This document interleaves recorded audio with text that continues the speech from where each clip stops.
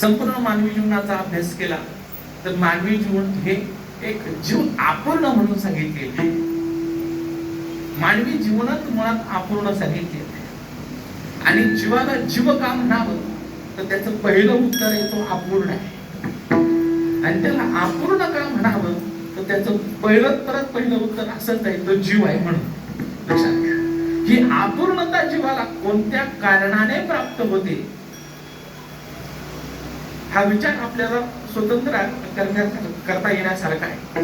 पण मानवी जीवनाचा जर अभ्यास केला बारकाईने तर प्रत्येकाकडे कुठल्या ना कुठल्या गोष्टीची काय आहे न्यूनता आहे, अपूर्णता आहे. असा एकही जीव नाही आहे की तो परिपूर्ण आहे.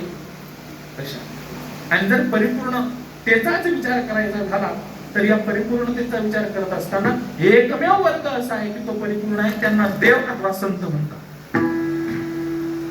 आपल्याला परमात्म्याचाही परिणाम पूर्णमिदं पूर्णत्वात् पूर्णमेव उच्यते वगैरे जरी शास्त्राने केलेलं पाहायला सापडतं. संत पूर्ण म्हणून सांगितलं जातात, जे काजनार्दनी संत पूर्ण करीती म्हणून. आता हे संत पूर्ण आहेत, परमात्मा पूर्ण आहे, पण जीवाचा जर विचार केला तर जीवाच्याकडे बघत असताना जीव हा अपूर्ण म्हणून सांगितले. का अपूर्ण सांगितला? कारण त्याच्या संबंधाने अनेक गोष्टी लागलेल्या आहेत. मग तो अविद्येचा विचार सांगितला गेला, तो मायेचा विचार सांगितला गेला, अनेक इंद्रियांचा विचार सांगितला गेला आणि शेवटी काळाचाही विचार सांगितला गेला. अशा सगळ्या घटकांनी युक्त असल्या कारणामुळे तो अपूर्णतेला प्राप्त झालेला आहे. अशी ही अपूर्णता प्रत्येकाच्या ठिकाणी पाहायला सापडते. आता इथे जर पाहायचं झालं तर कितीतरी अपूर्णता आपल्या सगळ्यांमध्ये आहे.